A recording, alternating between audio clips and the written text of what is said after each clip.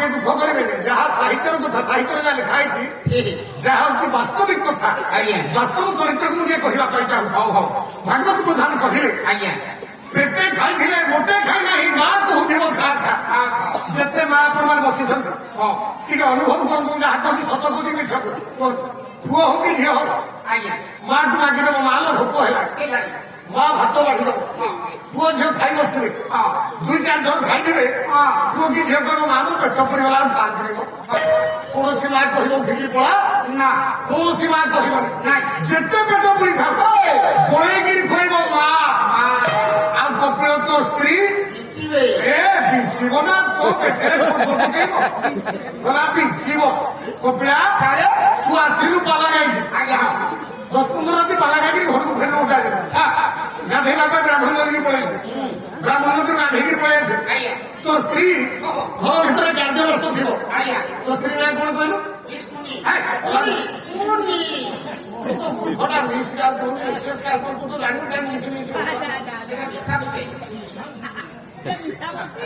କପିଳ ତୋ ସ୍ତ୍ରୀ ଘର କାର୍ଯ୍ୟରେ ବ୍ୟସ୍ତ ଥିବ ତୁ କଲର ଫେରିକି ଗାଧେଇକି ଆସିବୁ କହିବୁ ହେଲେ ପୁଣି ଉଠେ ଭାତ ଦେଲୁ ସେ କିନ୍ତୁ କାମ କରୁଥିବ କାମ ଛାଡିବ ତୋ ଟିକେ ବସବୁ କାମଟା ସରିଯାଉ ଦେବୁ ମା କହିବ କଥା ତେଣୁ ଜଗତରେ ମା ଭଳି କେହି ହେବେ ନା ରେ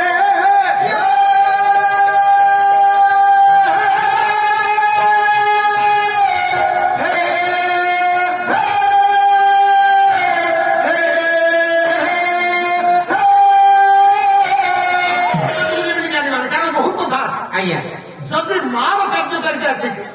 ମାର ଚରିତ୍ର ଏହା ମାର କାର୍ଯ୍ୟକଳାପ ଏହା ତାହେଲେ ପରଶୁରାମଙ୍କ ଭଳି ପୁଅ ମାକୁ କାହିଁକି ହତ୍ୟା କଲା ଏଥିପାଇଁ ଆପଣଙ୍କ ରାମାୟଣ ଭିତରେ ଛୋଟିଆ କଥାଟି ଅଛି ଯୋଉଦିନ ଯମଦଗ୍ନିଙ୍କ ଗୃହରେ ଆଶ୍ରମରେ ଚାରିପୁତ୍ର ଜନ୍ମ ହେଲେ ଚାରିପୁତ୍ର ପିତାମାତାଙ୍କର ତତ୍ତ୍ୱାବଧାନରେ ରହୁଛନ୍ତି ପହଞ୍ଚିଗଲା ସମୟ ମା ଯମଦଗ୍ନି ଯିବେ ତପସ୍ୟା କରିବା ପାଇଁ ଯମଦଗ୍ନି ରେଣୁକାକୁ ଡାକିଲେ କହିଲେ ରେଣୁକା ସ୍ୱାମୀ ତମ ଦାୟିତ୍ୱରେ ତମ ହତରେ ମୋ ଚାରିପୁତ୍ରଙ୍କ ଦାୟିତ୍ୱ ନ୍ୟସ୍ତ କଲେ ଆମେ ବାହାରେ ତପସ୍ୟା କରିବା ପାଇଁ ତପସ୍ୟା କରିବା ପାଇଁ ଚାଲିଗଲେ ମଧ୍ୟ ସେପଟେ ତପସ୍ୟା କରୁଛନ୍ତି କିଏ ଯମଦଗ୍ନି ଋଷି ଏପଟେ ମାଙ୍କର ତତ୍ତ୍ୱାବଧାନରେ ଚାରିପୁତ୍ର ବଢୁଛନ୍ତି ଧୀରେ ଧୀରେ ବଡ ହେଇଗଲେ ପିଲାମାନେ ସିନା ବଡ ହେଇଗଲେ ଗୋଟିଏ ଦିନ ମା ରେଣୁକା ଯାଇଛନ୍ତି ସ୍ନାନ କରିବା ପାଇଁ ଇଏ ସ୍ନାନ କରିବା ପାଇଁ ଯାଇ ଗୋଟିଏ ଗନ୍ଧର୍ବକୁ ଦେଖିଦେଲେ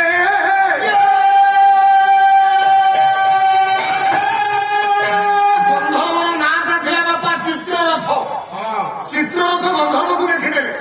ଗନ୍ଧର୍ବ ମାନେ ଦେଖିବା ପାଇଁ ବହୁତ ସୁନ୍ଦର ଆଉ ସୁନ୍ଦର ଜିନିଷଟା ଦେଖିବା ପାଇଁ ସମସ୍ତଙ୍କୁ ସୁନ୍ଦର ଲାଗେ ନା ସୁନ୍ଦର ତୃପ୍ତିର ଅବସାଦ ନାହିଁ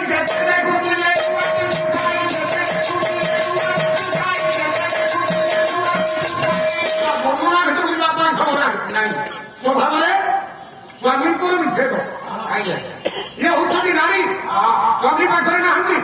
ପୁତ୍ରମାନଙ୍କୁ ବଢଉଛନ୍ତି ପୁଣି ସ୍ନାନ କରିବା ପାଇଁ ଯୋଉଟା ସୁନ୍ଦର ପୁରୁଷକୁ ଦେଖିଲେ ଇଏ ତ ପୁରାଣର କଥା ଆମେ ତ ସମାଲୋଚନା କରିପାରିବାନି ସେଦିନ ବିଚଳିତ ହେଇଗଲା ରେଣୁକାଙ୍କର ମନ ଚାରିତ୍ରିକ ସ୍ଖଳନ ଘଟିଲା ମାନେ ସୁନ୍ଦର ପୁରୁଷକୁ ଦେଖିବା ପରେ ମନ ଭିତରେ ବିଚଳିତ ହେଇପଡ଼ିଲେ ଆଉ ତାଙ୍କ ପ୍ରତି ଆସକ୍ତି ଭାବ ଆସିଗଲା ଚାରିତ୍ରିକ ସ୍ଖଳନ ଘଟିଲା ରେଣୁକାଙ୍କର ଚାରିତ୍ରିକ ସ୍ଖଳନ ଘଟିଲା ନଦୀ କୂଳରେ ଚିତ୍ରରଥ ଗନ୍ଧର୍ବକୁ ଦେଖିଲା ପରେ ବା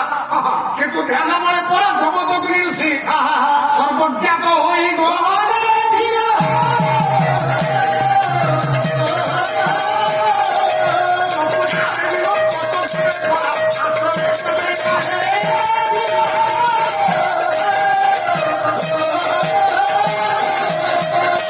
ତପସ୍ୟା କରୁଛନ୍ତି ଋଷି ଯମଦଗ୍ନି ଜାଣିପାରିଲେ ତାଙ୍କ ପତ୍ନୀଙ୍କର ଚାରିତ୍ରିକ ସ୍ଖଳନ ଘଟିଲା ଆଉ ତପସ୍ୟା କରିବେ ତପସ୍ୟା ଘଟଣା ହେଲା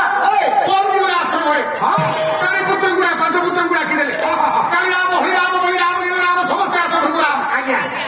ସମସ୍ତେ ଆସି ଛିଡ଼ା ହେଲେ କହିଲେ ମୁଁ କିଏ ଆମ ପିତା ମୁଁ ପରା କରୁ ମୁଁ କହିଲେ କିଏ ନା ବାବା ଚାଲେ ଚକି ବସିବୁ ମୁଁ ତ